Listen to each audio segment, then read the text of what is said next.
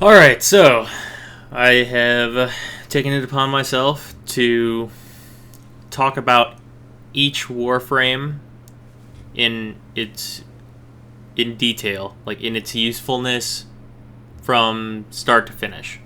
So the first thing we're going to start to talk about is the first three frames that you can choose from when you begin the game. And the first being Excalibur. Excalibur, out of the three starter frames, is, in my opinion, the absolute best thing you could choose because he represents a balance between pretty much all of the frames. He's got a little bit of everything, and his stats are welcoming to just the game at large. Without any cards at all, you'll do okay with Excalibur in the beginning. Like, you won't do, it's not going to be the easiest thing ever, but it won't be horrible. And Excal, as a frame, can take you very far. You could potentially play him the entire time and never switch frames, ever, because if you like Excalibur, you could play any mission with Excalibur and it will work out provided you build correctly, which is amazing. He's got a lot of versatility, there are a lot of Excalibur builds, and he works really, really well. Okay, and our second starter frame. So now we have Mag, and she is a caster type frame. She's got Pull, Shield Polarize, Bullet Attractor, and Crush. All of these are just powers that focus on killing the shit out of enemies. Like, Pull is an amazing move. It's pretty low cost, can be made even lower cost with the appropriate mods. And it not only is good crowd control, but it also knocks people down and just, like, kicks their ass. The downside picking Mag is that physically she's weaker than Excalibur, and I think they're the same speed, actually. I'm not sure on that. She might be a tad slower. But the downside to picking Mag over Excalibur is that at the beginning, you're not going to have a lot of cards that you can use, like to make a proper casting build, which would involve like power efficiency and like having all of your powers, mostly, or pretty much all of your powers. You might like drop one or two depending on your situation. So not having that power capacity is going to make it harder to play Mag, although Mag is easily playable if you either want to start as a female frame, if that's your deal, or if you want something that isn't going to be focused mainly on just shooting the dudes. You will use your powers constantly as Mag, for the most part. Okay, on to Loki then. Time to get to, like, hard facts for me. I think Loki is the absolute worst possible thing you could start as. He has terrible health and terrible shields at the beginning. Actually, you can't. These aren't his base stats. These are his fully modded stats and at level 30 stats.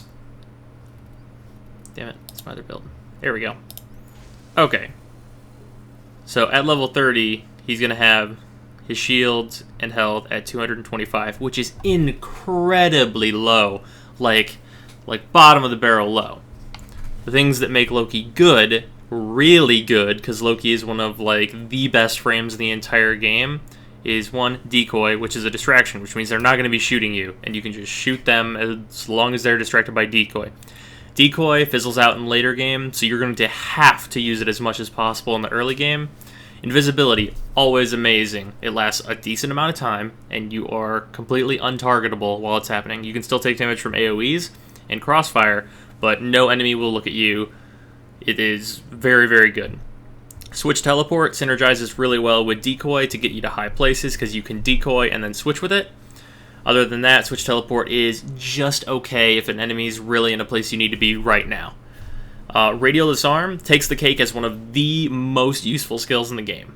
Like, it is mind-blowing. How, like, if you are going to collect frames that you want for different situations, you'll want a Loki, because Radial Disarm is amazing. I cannot possibly state enough how good Radial Disarm is, because making it so that your enemies don't have guns is insane. Like, out of the three factions in the game, you have the Grineer, the Corpus, and the Infested. The Infested don't use guns. The other two do. The Infested are also the easiest faction to kill in the game, meaning that the thing that's setting apart the other two factions is that they have guns. If you remove their guns, they basically become weaker than the Infested and like all the Grineer have left is really armor, you can just walk away from them and shoot them while walking away, because it doesn't take your gun. It trivializes almost all of the game types in the entire game, down to the point where if you're radial disarming enough, and if you're able to radial disarm enough, you should never be hit. It is incredible. Downsides. Picking him in the beginning sucks. You will have a bad time. You will probably die a lot. There is a reason that it warns you that Loki is for advanced players, because you need to know what you're doing.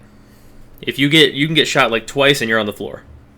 He's not a soloable frame in the very beginning, unless you are very confident in your skills. But he will end up being one of the best frames in the game, so you can take that with a grain of salt. I think that Loki is easily farmable, so it would be better to get him later rather than sooner, in my opinion.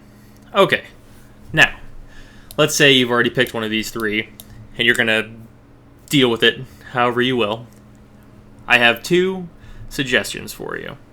Okay, my first suggestion is Rhino. If you let the Rhino, you get him. You can acquire him very early on from one of the easiest bosses. You have to be Mastery Rank 2, which basically means you will level all of your basic gear, and you should be at, I think, on the cusp of being a Mastery Rank 2. So very early on, you acquire the ability to use Rhino. Rhino is amazing. He's slower than all 3 of the starter frames, especially Loki. But Rhino has some of the best skills in the game. Rhino Charge is like a better version of Slash Dash. It has a guaranteed knockdown and does about the same damage. Iron Skin. This is another shield. This is basically converting your energy into another shield that you can refresh the moment it runs out. It will become, if you play Rhino enough, you will start taking off mods like Vitality and Redirection, because on a lot of the missions, you can just Iron Skin, and enemies won't be able to break it even, unless you're being like incredibly risky or just taking shots. Iron Skin is an incredibly strong move. It is the main thing that makes Rhino so good. His third ability is Roar. It grants you increased damage for a certain amount of time. It grants all of you, your entire party, more damage, which is, like, needlessly to say, that is really good. If there's an enemy that is tough to take down, you can buff your damage up and shoot them dead. You can buff everyone's damage up. So if you are, like, trying to help people, you can buff them real quick, and then everyone is doing pretty good. His fourth ability is also absolutely fantastic, Rhino Stomp. It is a huge damage, AoE, 9-second stun. That means that if you use this on a tough enemy, they're down for 9 seconds while you can just unload right into their head. They will be able to do nothing to stop you. Not to mention, on trash mobs like regular Grineer, regular Infested, regular Corpus, this is going to kill them instantaneously. He is an incredibly strong first choice for, like, building your next frame. He has so much versatility, and I would say that you could go into any mission and bring Rhino, and no one will be, like, disappointed in you. It is fine to bring Rhino. People consider him a frame that is newbie because he is very easy to play, and I don't think that's a bad thing, because he's just a very good frame. He is, like, the only thing that is wrong with Rhino is that he's slow. You're going to have that speed dock, which isn't a huge deal, because if you... There are ways to make yourself faster. You could just speed up. There's a sprint card, which, like, it basically docks you 11 points on your build whenever it's maxed out. But Rhino is so strong anyway that it shouldn't matter a huge amount. And, like, once you get later into the game and, like, you start being able to, like, go and farm for primes and stuff, you'll get Rhino Prime. And Rhino Prime is faster than base Rhino, which pretty much solves his problem as a whole.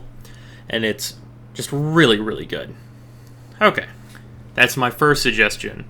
This is a suggestion right here that is for people that really like Excal and are just looking to be just, like, way beefier and just, like, be able to just, like, take hits and just plow through enemies. using mostly your guns as your offensive. Our next one is a little different. Alright, this is Oberon. He is also very, very easy to acquire. You will pick him up from random enemies across the soul. Like, they will just drop pieces of him. They are like Xmisses and elite mobs, and they will just drop his parts. They will drop them all over the ground, and you will at some point have the components necessary to build Oberon, whether you like it or not. Now, this is very good news, because having Oberon is really very nice. Alright, let's look at his abilities, like regardless of his statistics. Smite is a single target instant kill at low levels, and it also creates more projectiles from the enemy that you just smited, and it's also a knockdown on the enemy you smite. So if they don't die, they're knocked down anyway, so it's good crowd control for single enemies. And it also creates projectiles that come out from that enemy and home in on other enemies and inflict debilitations on them and hurt them and knock them down. Which means his 1 is actually really good, which I can't say for a lot of the frames. Hallowed Ground, I personally don't use this ability because I don't like it, but you can lock down an area and enemies that are walking into that area will take damage, and if you're standing in the area, you get an armor buff, I believe, which is pretty good. His third ability is Renewal. This is what really sets him differently from Rhino, in that this makes him more team-focused. Whenever you use Renewal, you heal everyone on your team, including yourself, and whenever they're fully healed, it removes debilitations, like slash damage over time, and just, it's a good team-oriented move. His last move is Reckoning. Much like Rhino's, this is a stun, and it does massive damage. And whenever enemies are killed by this, they can pop out a health orb, which is helpful for restoring your team's like health and just like keeping the longevity of your team alive. Oberon is a lot more team-centric than Rhino, who has a buff for his teammates, but doesn't really do much to like help them like just push into it. Oberon is also one of 3 frames that can heal, and only one of 2 frames that can heal other people.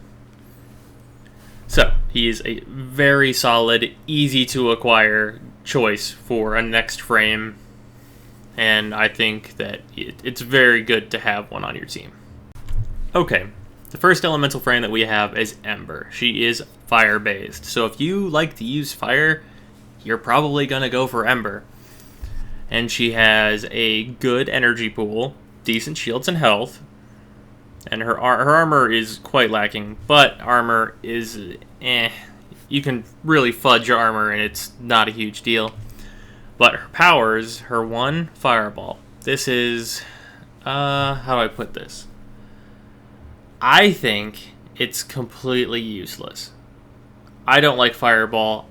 On a frame whose abilities are like hers, Fireball isn't something you should be wasting energy on unless you have like max power efficiency, at which point Fireball, instead of costing 25, will cost 6, which is a huge decrease in cost. And then Fireball is just okay, enough. Her 2, however, is Accelerant, which means you're going to stun all the enemies around you, and if they get hit with any fire-based attacks, which, oh, look at that, you're the fire-based Warframe, they're going to take increased damage, which is really good, because it's a stun, first of all. Having a big AoE stun is really useful. Fire Blast is an AoE ring of fire that when enemies run through it, they get hurt. This is pretty good. I would say that if you're defending a point or a terminal or anything like that, Fire Blast is useful. And for catching enemies in hallways, it's a little bit situational. You're not going to be using this power as much as you can.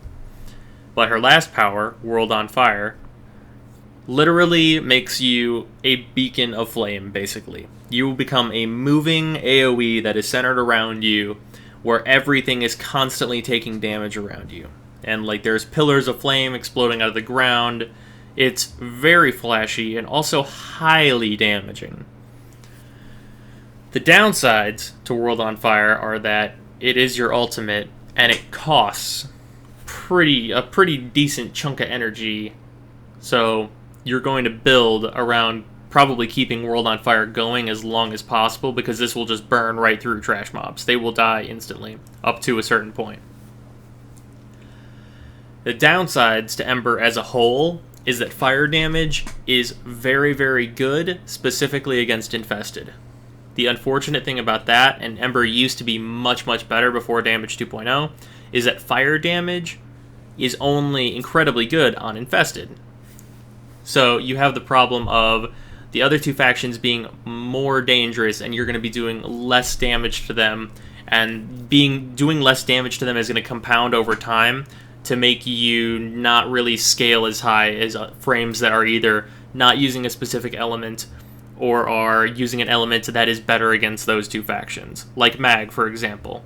She is really good against Corpus specifically, but her powers let her fight pretty much whatever because she has really high crowd control. Ember's crowd control is limited to Accelerant, which is okay, but not amazing crowd control, as the stun is very short.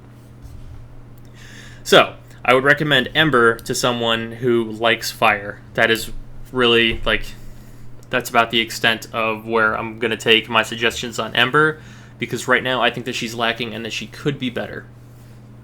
On to the next element, though. Alright, this is Frost, a frame that I would like to be slightly better than he is, but Frost is a staple of defense.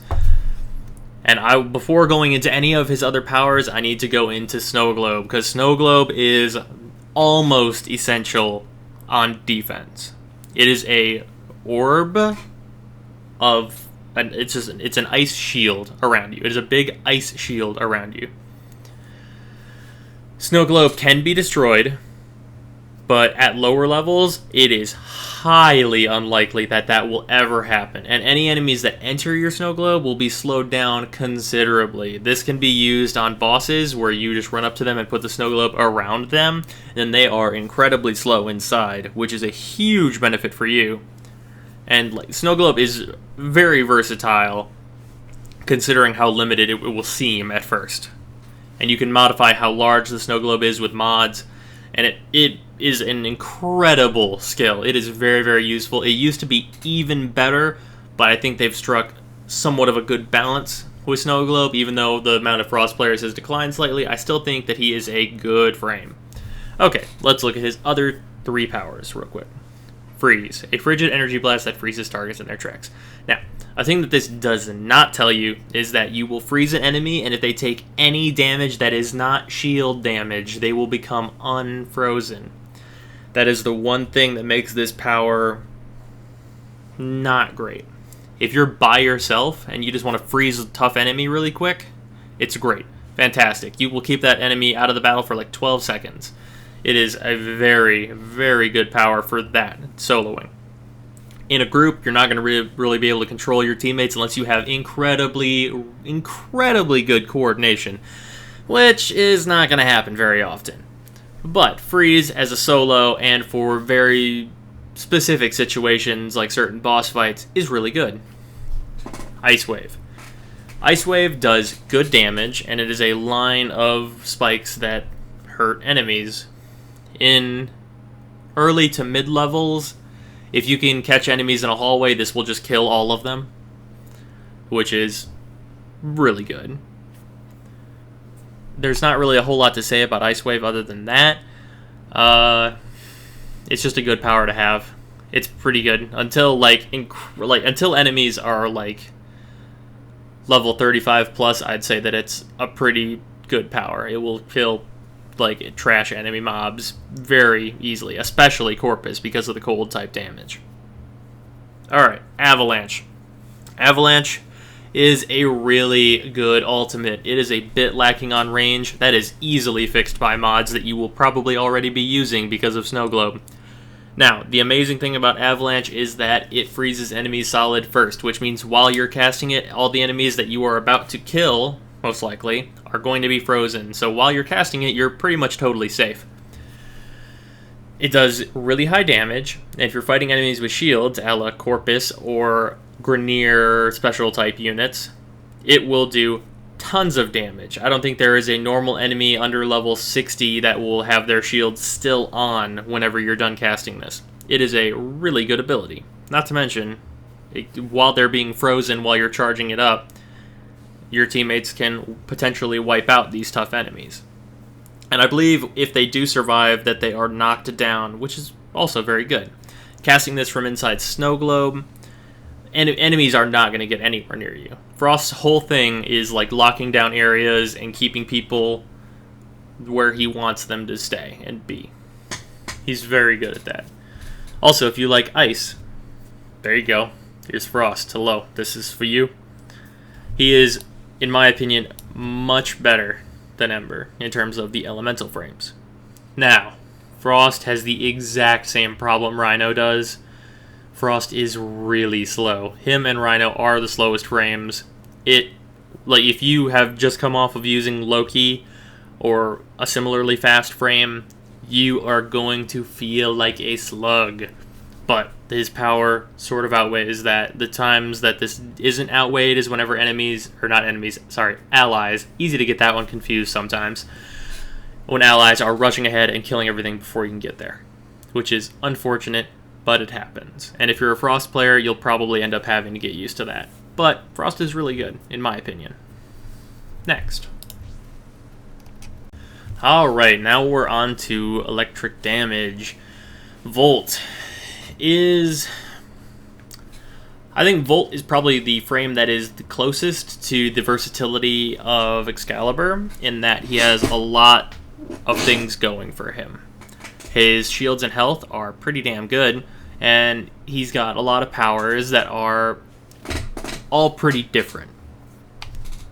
First is his shock, which at first just seems like Ember's fireball. Like, why would that be useful? The thing that sets it apart is that it chains to enemies and it stuns. Lightning, or electricity rather, stuns, which makes this inherently better than Ember's fireball, which does not stun. This can be a good small group stun mechanic, and if you get your energy efficiency high, you can spam it all day long with almost no fear of running out of energy. It is really good. Now, speed, on the other hand, is incredibly useful. If you are just running missions and you just want them to go so much faster, speed is your best friend. Absolutely. You can it pretty much doubles your speed, and it lasts a really good amount of time, especially if you've got some good duration mods in there, and you can get things done so quickly. It is amazing. It also increases your melee speed, so if you want to use a big heavy weapon with all of its damage that goes with that, and then make it also pretty much as fast as a normal weapon, there you go. Speed will speed you right up. It is a fun and good ability. I like it a lot. It is the thing that sets Volt apart from the other elementals. The other thing that sets Volt apart a little from the other elementals is that he has a defensive move without being defense-centric. Electric Shield is amazing in hallways. You will set up an electric shield and it will give you a damage boost by shooting through it at your enemies. Provided you have enough energy, though, you could potentially surround yourself with electric shields and just unload on enemies all day long. It is very effective. His last ability is Overload, which, like Frost's ability, Frost and Ember's ability, is just a huge elemental AoE. Volt, however, his Overload has a problem, which, if you've used Overload in an area before, the next time you use it, it's going to be less effective, because the first time it will take out electronics in the area and use those to increase the power of your Overload. So, Volt is not as good as the other two frames in defensive missions, because you'll be using your ult in the same place over and over, and it will not be as effective. So, he has a downside on his ultimate to balance out everything else being potentially much better. Also, he is a faster frame, I think faster than Mag, almost certainly, and Excal.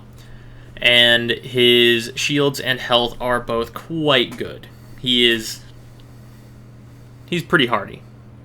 He's not nearly as tough as Frost or Rhino, but he's got some chops on him, so he is a pretty damn good choice. All right, Poison. Here we have a frame that is both really fun, and also incredibly disappointing, which is unfortunate. Alright, her first ability is Venom, which will put toxic spores on an enemy, and if you shoot the spores, it will spread to other enemies and will deal constant viral damage to enemies all around. And you can spread it to huge groups. The problem with Venom is that those huge groups are not going to be there for very long. It is an okay ability, but the fact that at high levels it's not going to do enough damage, and at lower levels you'll be killing the enemies so fast with guns. Like, it doesn't really have... It has a very small level range where this ability, like, really shines super strong. And even then, it's just okay. I'd say it's a good ability that situationally doesn't have enough... It doesn't have enough versatility in where you would want to actually be using the energy on it. Now, Molt, on the other hand, is, like Loki's decoy, a defensive mechanism in which your enemies will shoot Molt instead of you, which is very good, for obvious reasons. The other upside to Molt is that whenever you use Molt, you also get rid of anything that's affecting you negatively, like slashing procs, all that stuff is gone, which works really well. Molt is also, I think, a lower energy cost than most 2s. It is not 50, I think it is... I don't remember. It'll be on screen. I do not remember the cost of Molt, unfortunately.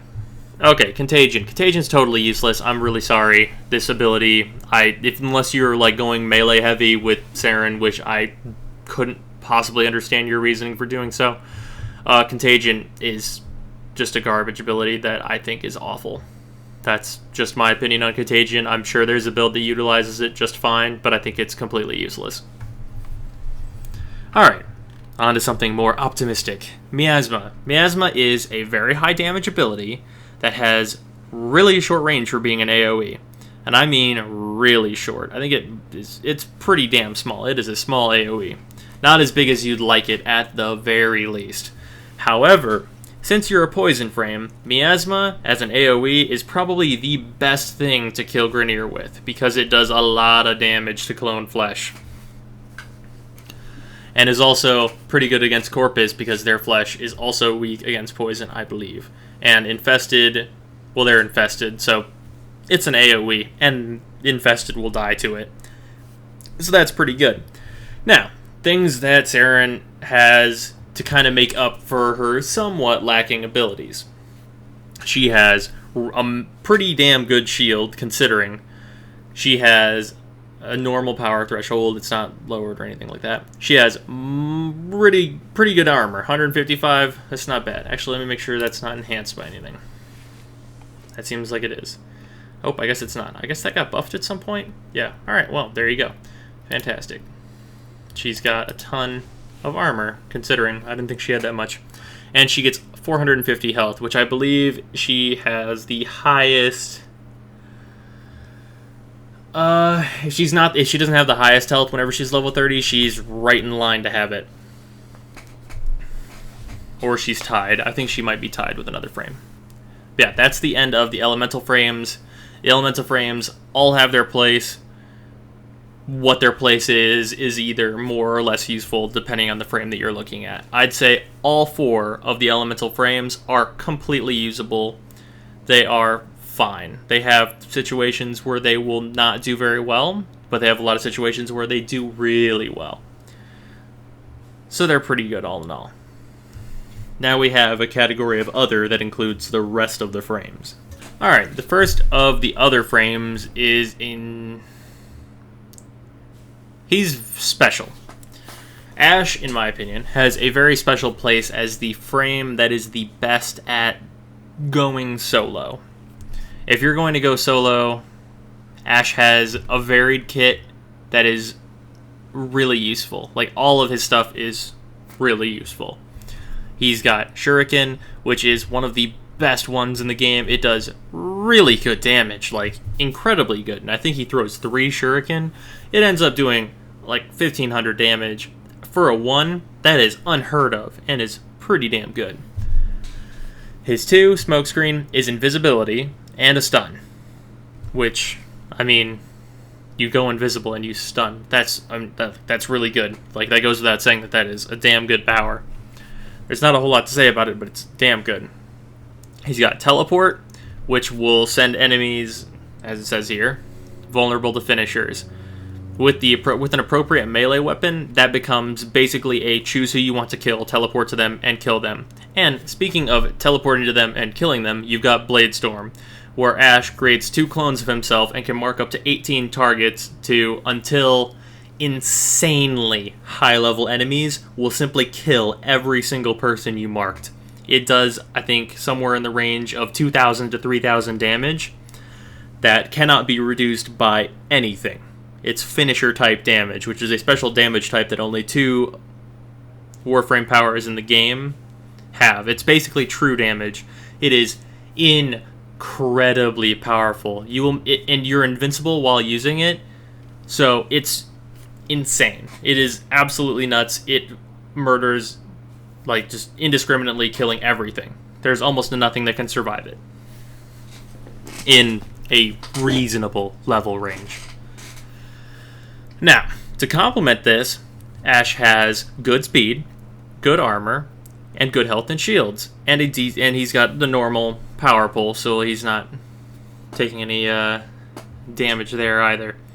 Overall, he's a just good frame from top to bottom that can be played in a couple of different ways, and I think in a solo setting where you're just taking Ashe, he is incredibly good. His downsides really only come into play if you're not the only one in the situation. Like, Bladestorm can take some value hits if your enemies are all dying from, like, big AoEs, and because Bladestorm takes longer to activate than most other abilities in the game, but it is incredibly strong. Also, the ability to be invulnerable while you're killing all these enemies you've marked is very useful, because while you're doing it, you'll recharge your shields, that's really good. That goes without saying, really.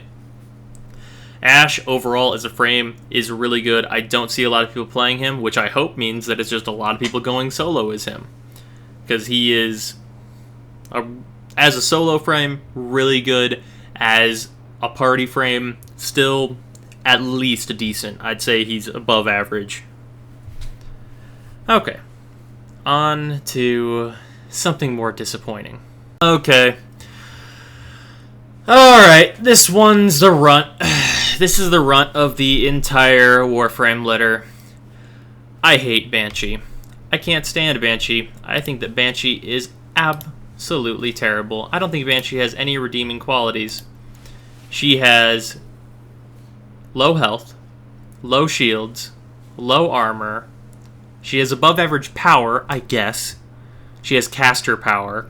But unfortunately, even though she has caster power, all of her abilities are total garbage. She's got Sonic Boom, which is a, closer than shotgun range knockdown on what you might hit 2 enemies if you get really lucky. And it does, absolute garbage damage. So it's totally useless in my book. There's no redeeming qualities. It's not like a range knockdown. It has nothing going for it. It is complete trash. I feel bad for you if this is your main skill, or if you're using Banshee at all. I hate Banshee. This is what I think about her. I'm sure she's got some stupid niche that we're going to talk about in a second that you think is perfect, but I hate Banshee so much, it's unbelievable. Okay, second ability, Sonar. She finds enemies on your map, which it's so hard to find enemies that are constantly shooting at you anyway. I mean, that's the most terrible and craziest thing ever. And it finds these critical hit points for everyone in your squad to shoot at and do bonus damage, which if you build exclusively for this power, you can get really high bonus damage going. But since it affects so few enemies, who cares? I know I don't. And I mean, on the bosses that have specific weak points, it almost never targets those. So it's not really helping you there to take down specific bosses in 90% of cases. So it's also useless in that department. If you're going to go out of your way to build a Banshee just to do that, you failed on a couple of different fronts where it doesn't work on those bosses. And then we have Silence. Oh no. Hooray. Stealth. The thing that doesn't work appropriately and doesn't work in a party. If you use this, you can kind of make stealth a little bit easier when you're soloing, I guess. If you're going to go stealth, please, I encourage you to take Ashe or Loki, both of which can become invisible, which is 100 million times better than Silence. Silence is garbage. It's like Sonic Boom. It's useless. Don't use it. There's no purpose, really. Soundquake is... That's Soundquake.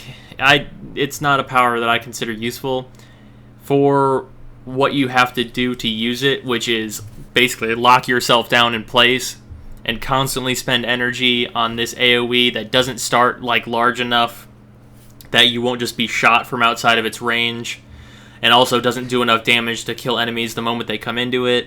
It has the problem of once they reach the end of the AoE, they'll knock themselves out and like out of the AoE, so they will stop taking damage, and then when they come back in, they'll just get knocked right back out. So you're missing a bunch of damage, and your energy is being spent for no reason. Once enemies get to that boundary, you're doing about half the damage you would normally do, where the damage is already pitiful. The one and only good thing about this is that you could maybe find a couple of spots on a defense map where you could like stun the enemies as they're spawning, I guess.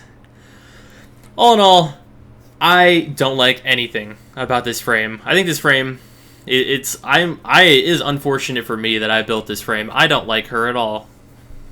And now that she is in, like, clan tech, even, like, why would... It's useless. This research means nothing. Until, like, they've got to change something on her because I think it's just total garbage. Like, I don't like... I like nothing about Banshee. I don't even like the way Banshee looks. Her design is my least favorite. Like, it is... Let's not talk about Banshee anymore. Let's move on. That's a good feeling. This is Nova.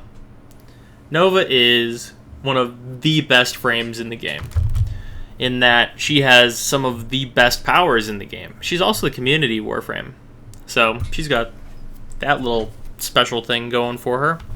First ability is Nullstar, which basically puts the bunch of like rotating antimatter particles rotating around you that will seek enemies whenever they get close enough to you. At low levels, it's actually really useful, as it will just kill whatever is near you. I mean, there you go. And if it doesn't kill them, it'll knock them down. So as a little precautionary defensive measure, it's pretty good. Antimatter Drop, while lacking, has good uses even at high levels. The reason being for that is that Antimatter Drop has... where you take your gun damage, and if you shoot Antimatter Drop and then shoot into it, it will amplify that damage, and then wherever Antimatter Drop lands, it will explode, taking that damage into a big AoE. So, for precision weapons that have lots of damage, like, let's say, for example, sort of bad example, the Vectis, a sniper rifle. Shoot a sniper rifle bolt into it, it'll amplify that damage and turn it into a big AoE that you could use to bomb a group. Whereas your sniper rifle by itself isn't going to be very useful in that situation. Turning that shot into a bomb that affects all those enemies could potentially be very good. Not my favorite power on Nova, but it has its uses. Wormhole. Mobility like you ain't never seen. If you get your energy efficiency high as Nova, you will just wormhole everywhere. It makes traveling around the simplest thing. Point and go to any destination you'd like. It is, 1, fun, and 2, really useful. Also, leveled up, your friends can also come through with you, so if you need to get someone into a position quickly and you're using communication, you can just send them there via wormhole, and it makes things much quicker. Now, I know those abilities sound good, but none of them, they all like just completely pale in comparison to Molecular Prime. This debuffs enemies. There are not a lot of skills that do that. It makes them slow, and they take double damage, and when they die, they explode and can cause a chain reaction that kills everything else around them, which can set off everyone else's explosives that are like marked on them, and you can kill huge groups of enemies with little to no effort. Even at incredibly high levels, like them taking double damage and moving slowly, this combined with Loki's radial disarm makes enemies a non-issue. You could shoot them for like days and like they won't be able to hurt you because they're moving at like the speed of a snail and they don't have guns. It is such a powerful ability. Nova is one of the best frames in the game simply because Molecular Prime is so incredibly good. Modded correctly, this is a map-wide debuff that just decimates enemies. Nova's downsides are similar to Loki's, however, as you need a lot of specific cards to make her powers really go over the top in terms of usefulness, and like it's very good. As a whole, I like it. It's really good. Like having a Nova, if you have a Nova on your team, you basically took all the enemies in that level and then lowered their level by half. Like you just cut them in half. Like it makes every faction in the game such a non-issue at some point. Which is, like, it's incredible. The ability, I could go on, and I am going on about how amazing it is. She is fantastic. If you want a frame that you can bring to a defense mission, and then just have that defense mission just be, like, just the enemies just be nothing, bring a Nova, bring a Loki, that defense mission, the hardest defense mission of the game, Tower 4 Void defense, it becomes completely trivial up to wave like 50 whenever you have a Nova and a Loki. It is incredible. Okay. Let's move on. I think I'm done on my Nova is amazing soapbox. All right. Let's have this is Nyx. I thought she had a different helmet on for a moment there. Okay, this is Nyx. She is I would say that she is the last puzzle piece to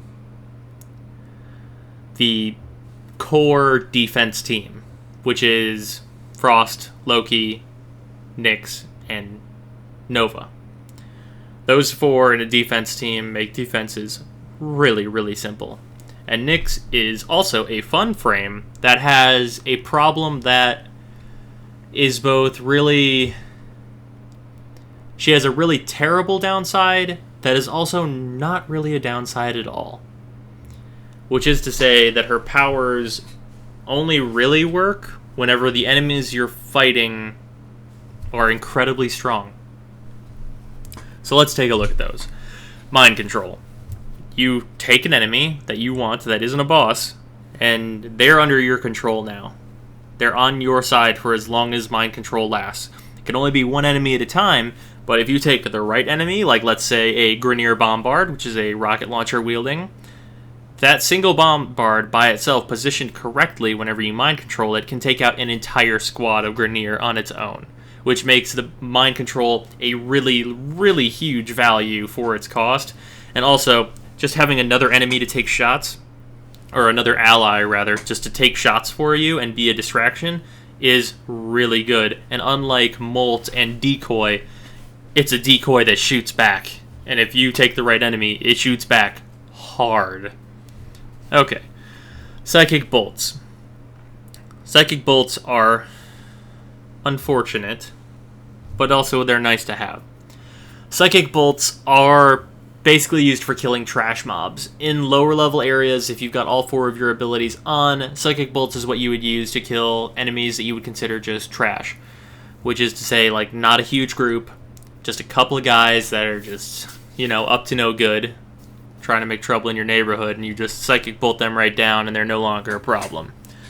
At higher levels, you will drop Psychic Bolts. It's pretty much inevitable as they become not useful. But it's also Nyx's only ability that does the job of cleanup, I suppose the job of cleanup is how I would put it. Now, her third ability is like Mind Control, but is Chaos. You take all the enemies in a huge radius, and you make it so that they are no longer on the same team. In fact, all of them are on nobody's team. You just start like a rebel uprising in everyone's minds, and they just start shooting everyone indiscriminately. Unfortunately, this still means that if they're close enough to you and you're their only target, they will still shoot at you.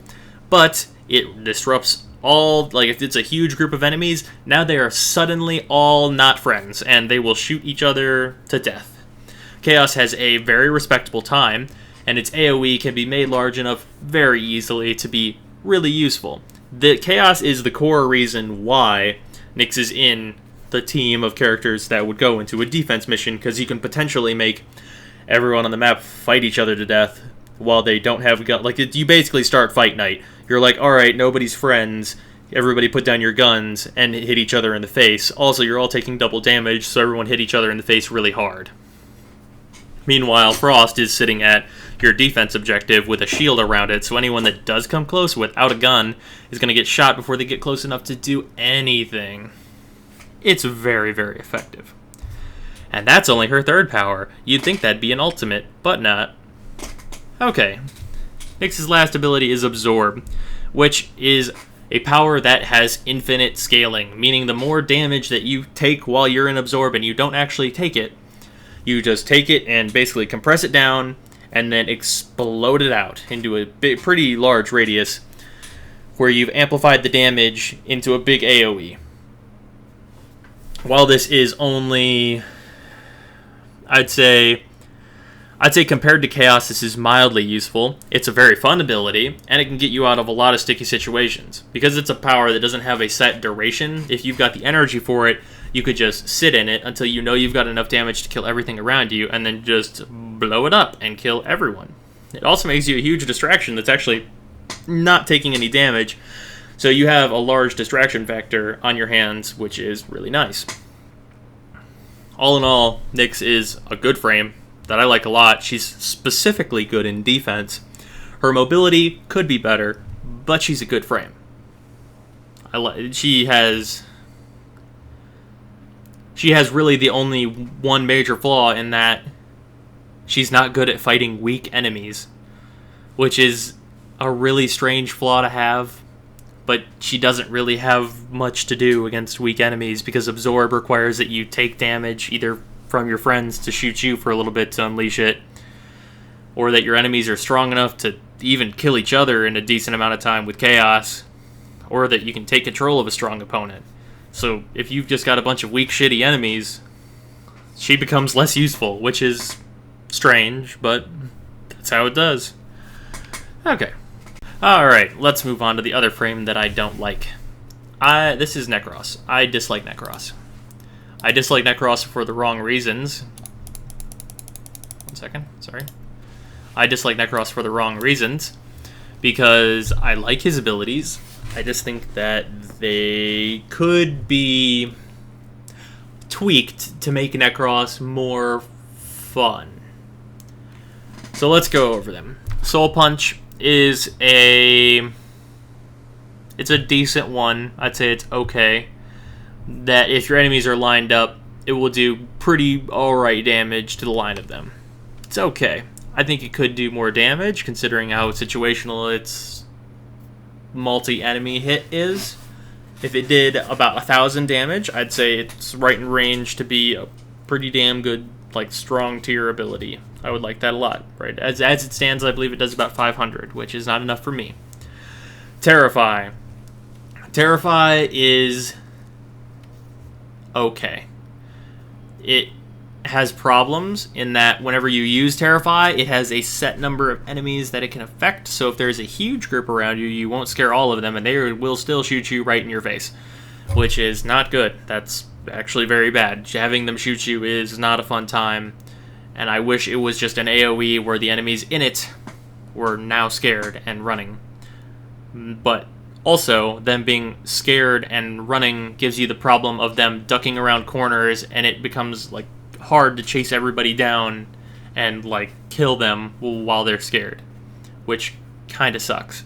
Like, it'll get you out of some tight-ish spots because it doesn't scale high enough to get you out of like the really tight spots, and also at its lower levels where there's only a couple guys around you, you scare them and then they all scatter and then you have to go hunt them down, which kind of sucks. Now, the third ability that most people use Necros for that I hate, Desecrate. Basically, you get loot from enemies twice, provided you are constantly spamming Desecrate.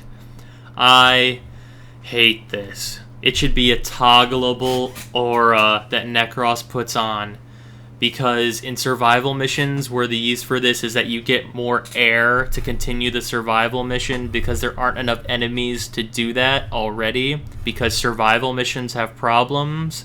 The reasons for Desecrate to exist, to like be the way it is, like they all suck. It's not a fun ability. If you play Necros purely to desecrate, you are not the same player I am. Desecrate, you're literally just rummaging through the pockets of dead guys, and in survival and in most missions, that's all you will be doing all the time. It sucks. Playing Necros feels like a job. It is garbage. Okay. Desecrate has its place. I think it's a terrible place. I think it needs to be tweaked. I think it needs to be better. This is a similar ability. Shadows of the Dead. Summon shadow versions of vanquished enemies to fight alongside you for a short period. Now, Shadows of the Dead is another thing that I have a problem with. You summon a limited number of enemies, I think 18, somewhere between 12 and 18. It's somewhere in there, doesn't make much of a difference. The bad and unfortunate thing about Shadows of the Dead is that it summons the last however many it is, enemies that you killed recently, which ends up being a lot of garbage enemies unless you are specifically taking out strong units. The problem with specifically taking out strong units means that you're not helping as much as you could be helping, which means that whenever you use this ability, it's like the payoff of having killed the strong enemies, and then you get the strong enemies on your team. The problem with that is that it's for a limited amount of time. You can make this last over a minute. Having over a minute of some pretty strong enemies still isn't great. I don't see good value in it. Having the downside of like, I don't want to kill that guy because I don't want to summon that guy because that guy sucks. That's not a good, like, you should want to kill your enemies. It should enforce that you should be killing your enemies. I would like to see Shadows of the Dead changed into an ability that maybe you put down a beacon, which when Necros kills an enemy, a copy of that enemy comes out on your side, which gives you like an immediate payoff to keep like a thing that's just constantly spawning enemies for your side in, so that whenever you don't have to worry about what you're killing, you just want to kill it so it's on your side. And you want to kill as much as possible in as short as time as possible so you can get a bunch of guys coming out of that portal or whatnot, or whatever you create. I think that would be a much better use of this theme and everything, because it's a theme and a design that I like. I like Necros as a concept, but I think the execution of his like power as Desecrate in Shadows of the Dead could be better and more fun.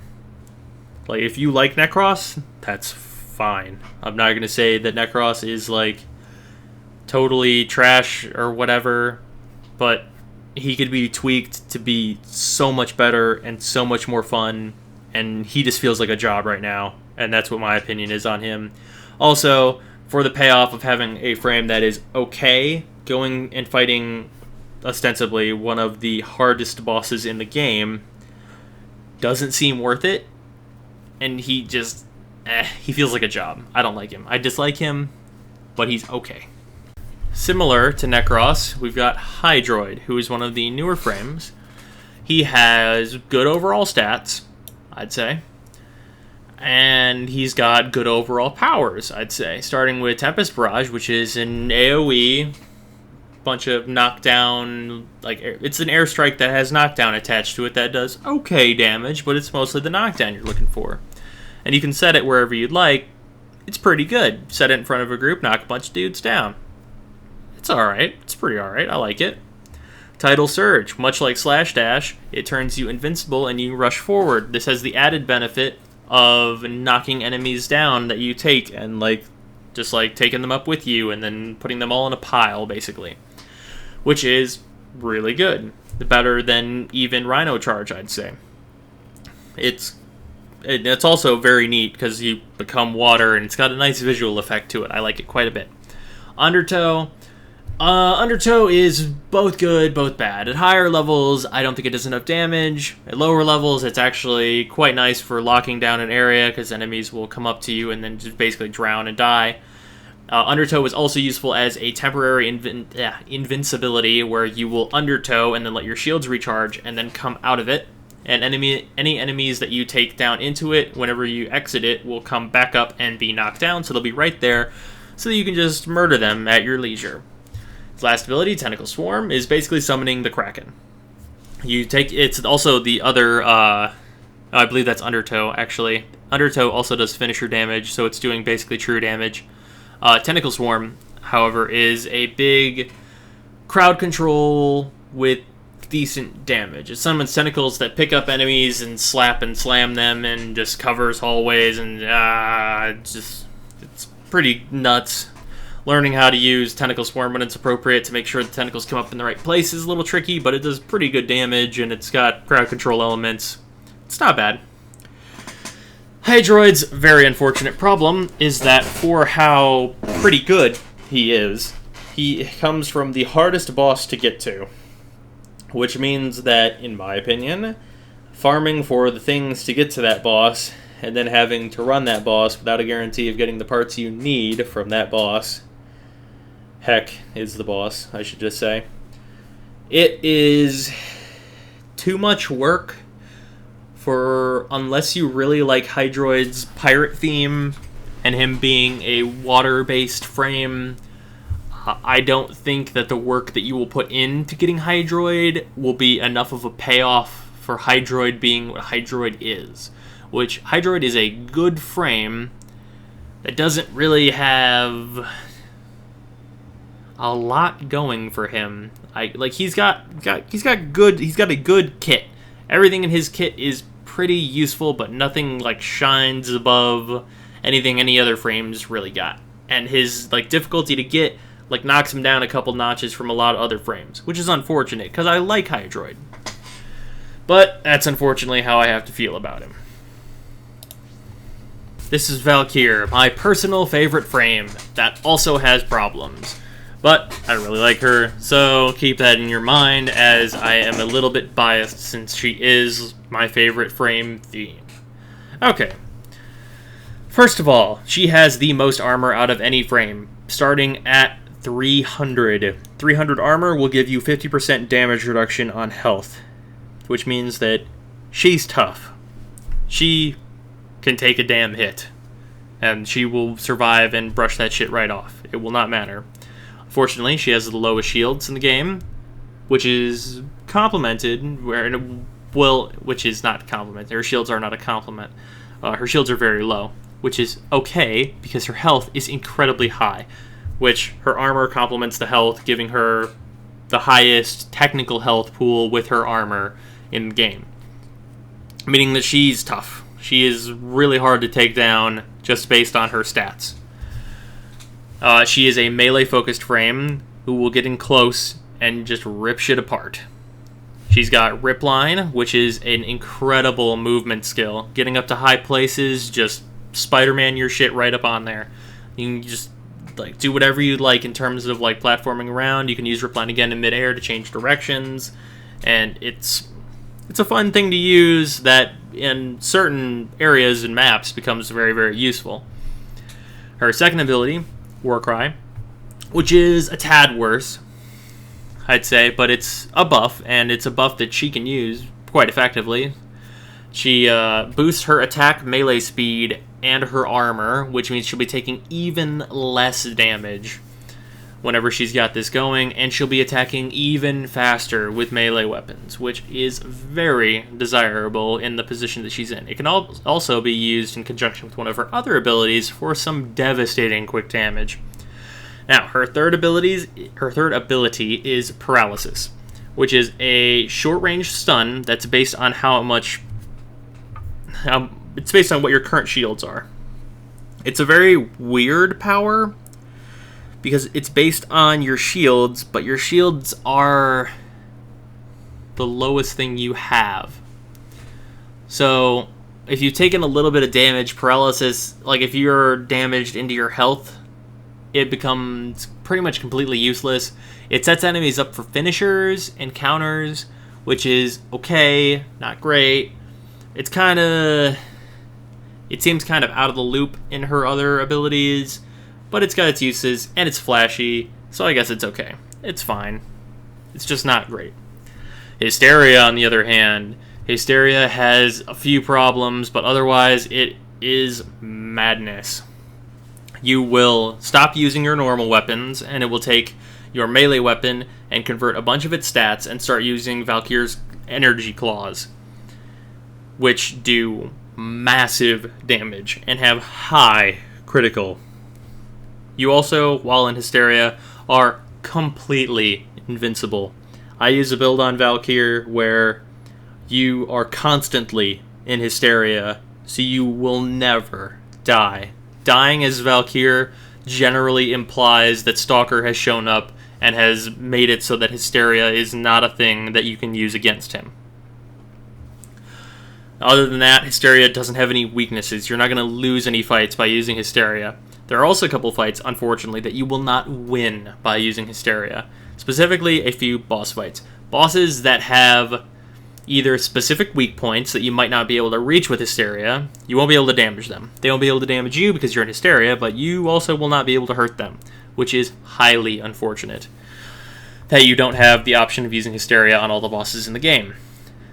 The upside to Hysteria is that on the bosses that it does work on, it completely trivializes the entire boss fight, and it makes it so fast and so simple. The other thing about Hysteria that's really, really good is that while you're not in Hysteria, will take reduced health damage normally, and it will be a pain in the ass. Until you go into Hysteria, you're totally invincible, and any damage you're dealing with Hysteria will come back as lifesteal, and it will heal you back up. Which means that this is Valkyr. She is the third frame that can heal, but she can only heal herself. Which is fine, because as a close-range fighter, she'll need to be able to do that. Overall, Valkyr is good, but she has some glaring weak points, which means... I didn't discuss her other weak point, which is defense. Defending things is generally not her strong point, as you won't... Since you're a close-range fighter, you'll have to go to the enemies. Letting the enemies come to you at a defense point generally is a bad idea. So whenever you go to the enemies, you can sometimes you will leave just as an enemy is coming around the corner to sneakily destroy that defense objective, or there are just too many enemies for you to deal with whenever you have to go to each one and cut them up with your claws. And she has downsides like that, along with the boss downsides, that she's not ideal in a lot of situations where you have to defend something that isn't you or your teammates. So there's that. Otherwise, I like Valkyr. She's awesome, design and everything. I like her. Final frame that can heal. And I know that she looks kind of fucking wonky. She's got a pretty questionable design. She's something. She's something with her little Reebok sneakers and her lobster tail. She's got a pretty weird design. But to offset her weird design, she has some of the best abilities in the entire game.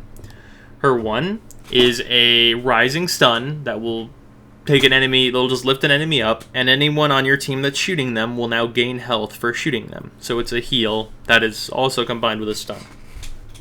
Her other ability, or her second ability rather, is Energy Vampire, which means you can mark an enemy, and standing near them will just dump energy into your energy pool. But if you need that energy now, if it's your energy and you need it now, you can mark them and just shoot them, and they will just explode into energy. Which means that, basically, Energy Vampire, its cost to what you get out of it, you will basically double your energy by using Energy Vampire. Which means that Trinity is, the most energy-efficient thing ever, because she's just gaining. Her other two abilities, Link. You will take, I believe it is 75% reduced damage, so you'll be taking 25% damage, and you will be reflecting damage back at the enemies shooting you. Trinity doesn't really have overly impressive shields or health, but it goes without saying that this is very, very, very good. Taking 25% of the damage you normally would is awesome. It's even better than the armor Valkyr has. If you can keep Link up at all times, which generally you should be able to because of Energy Vampire, you're effectively tanking things out incredibly hard and being able to heal yourself. Speaking of being able to heal yourself, Blessing. The entire team. Everyone on your team, instantly full health. Them, their Sentinels, their Kubros, everything. Boom. Full health, full shields. And based on whoever was damaged the most, the healing that they got, the percentage in which they healed, you get that amount of damage reduction for the duration of the skill. I believe the normal duration is 10 seconds, so 10 seconds of you having the Blessing defense, which is probably about 50%, on top of Link means that you're taking like 10% damage. And it means you are basically invulnerable. It's real good. Trinity is the best support frame in that all she is a support frame. She doesn't have any direct damage, which can be supplemented by guns, just raw firepower, and having a good sentinel to help you with that. And it is desirable to have a Trinity on the team if for like no other reason than like all your teammates can then take higher risks because they can be instantly healed to full health. With high power efficiency, Energy Vampire becomes even better, where you will use Energy Vampire once and then be able to cast Blessing like 5 times. It's really powerful. Trinity is one of the best frames in the game that I'm glad I have been recently seeing more of. Getting close to the end of the list here, we've got Mirage. Mirage is the newest Warframe, and that means that I have spent the least amount of time with her. So, if there's something I've missed here, bear with me, I haven't had Mirage that long. Mirage is a frame that has okay shields and health. She's getting down there with Loki in that respect and has good power. Armor, also decent, which puts her a little bit above Loki in terms of survivability. Now then, what she does have over Loki is that her powers are, well, I suppose she doesn't really have it over Loki. Her powers are just different. They're also all pretty good. Alright, Hall of Mirrors. This creates 4 extra Mirages that do, I'm uncertain of the exact percentage less damage than her. I'll have that on screen. Let's just leave it at that. Basically, with weapons that are AoE or that have an ability or that explodes, or like an alternate fire, or guns that just generally aren't very accurate, which is actually kind of helpful in terms of this ability, you can flood, absolutely flood an area with bullets at no extra bullet cost to you. This means that for taking down groups, Mirage is actually really, really good. Not to mention, your enemies will also shoot at these mirror images of yourself, which is useful. It's a distraction, although it is pretty close to home, so explosive weapons that your enemies are using, it will still hit you, albeit at maybe reduced damage. Okay, next we have Sleight of Hand, which is her worst and also best ability. With Sleight of Hand, you can turn things in the environment into traps, which when you run out of things in the environment, no more traps. The good news is that on Corpus ships, you can turn off laser doors, which are incredibly annoying. If you've been there, you know how incredibly annoying they are. Instead of knocking you down, they will knock enemies down, and when you stand in them, they will give you energy, which is a nice upside. The downsides to Sleight of Hand is that, one, once you run out of objects, obviously, you can't Sleight of Hand anything. The other downside is that it works on ammo, which sucks. You can easily run out of ammo by using Sleight of Hand too much. It takes ammo on the ground and makes it explode into an elemental damage type, which actually is worse than it sounds. It's actually terrible because it doesn't do very much damage and it means you can't use that ammo. Otherwise, Sleight of Hand's alright. It's an okay secondary ability. Eclipse. Eclipse is a dual use mod because depending on if you are standing in the light or in the shadow, you will either get increased damage, which is always desirable, or you will become harder for your enemies to target and gain defense. So, the downsides of this ability is that you have to pick where you're standing more carefully, and the upsides is that both of those things are very good and desirable. Why would you not want either of those? Like, it's good to have on at all times. It's just a good ability. Her 4th ability is Prism, which basically sends out a crazy disco ball that does tons of damage to all the enemies and constantly drains your energy while it's out and just bounces around and goes nuts and starts a big Tenno dance party. So, I mean, that's an upside. I like that. Overall, I'd say that Mirage is a good frame, provided you have a weapon that can synergize with Hall of Mirrors really well. She becomes pretty far above average, depending on what weapon that is. You can synergize quite well, and Prism is a good AoE that you can send into a room preemptively, or just over top of enemies and have it just like do tons of damage to all of them. Low level missions are trivial with a prism flying around because it'll kill even tough enemies pretty much instantaneously. I like Mirage. She's got a cool thing going on for her. That being said, she is the frame that I've spent the least amount of time with, so there could be something I'm missing here. I thought I was sort of done with the tiers of like elemental and like starters and like my suggestions, and then this was going to be the other category, but I had totally forgotten about the pain in the ass to get category, which is these last two frames, which includes Vauban, who you can exclusively acquire from alerts or purchasing him if your wallet's burning a hole in your pocket, which, I mean, hey, if you want to support Warframe, I'm not going to tell you no. You go right ahead, you saucy bastard.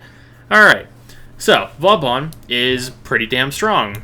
He's got low shields and health, and his armor is not great.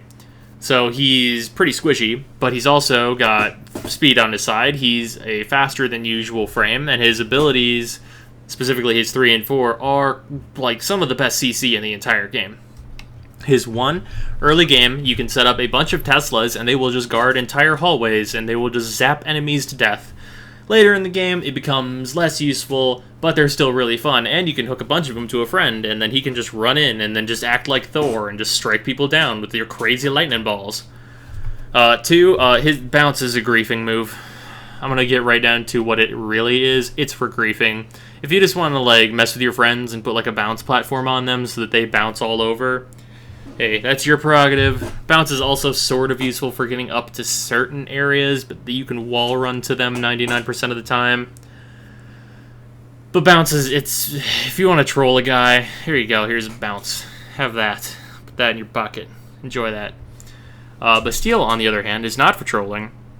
It is basically a big net. Anything that walks into that area up to a certain enemy threshold that is actually quite high, as long as you are clearing the net out appropriately.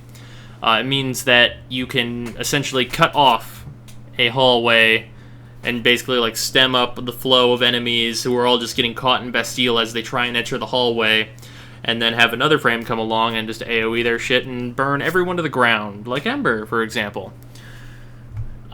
His last ability is Vortex, which is basically the Bastille with a lower range on steroids. It basically takes all the enemies that come anywhere near it and packs them nicely into a little tiny ball, and they're constantly taking damage, and provided you have a weapon like, let's say, the Ignis, which is a flamethrower, you can just take that ball of enemies and just clean that thing right out. Just burn them all so that more enemies might get sucked right into the Vortex. Vortex is a really strong ability provided that there are hallways in the map. And overall, because of the way Vauban's abilities are cast, he takes a little, like, tech ball and just tosses it to wherever he wants the ability to be. It allows you, with high energy efficiency, to toss vortexes all over the map and lock down huge amounts of areas and just Bastille, like, big areas, throw Teslas, like, just go nuts with your powers. And he's a really fun character to play. He's got a lot going for him on the fun factor, and he's really strong. Getting shot is a problem for him because he can't take a lot, but he's a fun frame, and he's got a good power set. Not a ton of survivability. Also, I should reiterate, he's a fucking pain in the ass to get. You gotta wait for those alerts, man. You gotta wait and just, you like, whew. Those alerts might not come around for a couple months. If you want to get Vauban, you better don't get your hopes too high. He's got like you gotta pay attention to them alerts. Like, you gotta be on the ball if you want Vauban. Okay, and last and absolutely not least is Zephyr, who is probably the most uniquely designed Warframe. She's got a really cool look to her, and she can fly. She doesn't have constant flight. You can't just do some like crazy no-clipping stuff, but she's got limited flight. Her 1 allows her to, first, if you're on the ground, jump high up into the air, and then if you are in the air, and this also counts if you have just jumped off the ground, do basically an aerial slash dash that is much more directional and does about the same amount of damage. So it's a very powerful ability. It gives Zephyr incredibly high mobility, like nuts. Like, she gets to places about as fast as Nova can wormhole places, which is saying something, because that's instantaneous transit. Her second ability synergizes very well with Tailwind, but you need a high ceiling to use it, so on certain maps this isn't going to be very useful. A Dive Bomb allows you to fly way above enemies and then dive right onto them for, if you're high enough, really devastating damage. Which is certainly... it's okay. I think that Dive Bomb is her weakest skill, but as a quick way to get back down to the ground, and it also doubles as a way to cancel out of Tailwind if you're charging, it's pretty okay. It's a complementary ability that doesn't have too many uses, but I like it a lot. Turbulence, on the other hand, is something that you should constantly be using every time you're able. It has a wind shield that makes it so...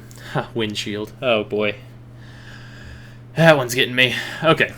You basically, if enemies are shooting missiles and bullets and even lasers, which I find kind of weird, at you, it will just take the wind and just put that shit somewhere else. Huge AoEs, obviously this will not affect them, you'll still take damage from those, but is a good way to do a lot of damage mitigation, and it is helped greatly by the fact that Zephyr has the overall highest shields and health of any frame. So as a base, your shields and health stats are really good, and you have a damage mitigation move that is especially useful whenever rockets that are homing are chasing you, and you can just tell them to go home. Really good. Her final ability, Tornado, is used correctly, absolutely devastating, as you will create multiple, I think 3, tornadoes, and provided that you have the element that your enemy is weak against with you, if you shoot your tornado with it, it will turn into that element, which can potentially be incredibly devastating, both crowd control and damage. It is very powerful.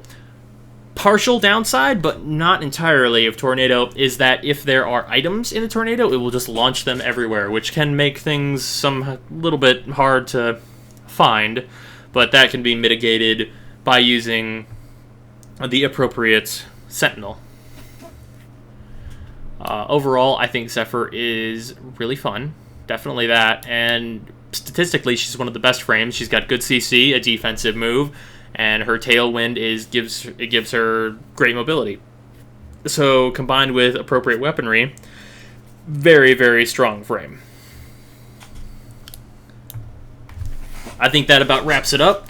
If you guys want to discuss anything I may have said or that you think could be wrong or misguided in the comments, feel free to do so. I would like to discuss the different abilities and weaknesses of the frames, so if you've got something to say, please do. I'd like to talk about it. If you think I'm wrong, please yell at me. And if you want to see more stuff like this, I want to do a weapons main...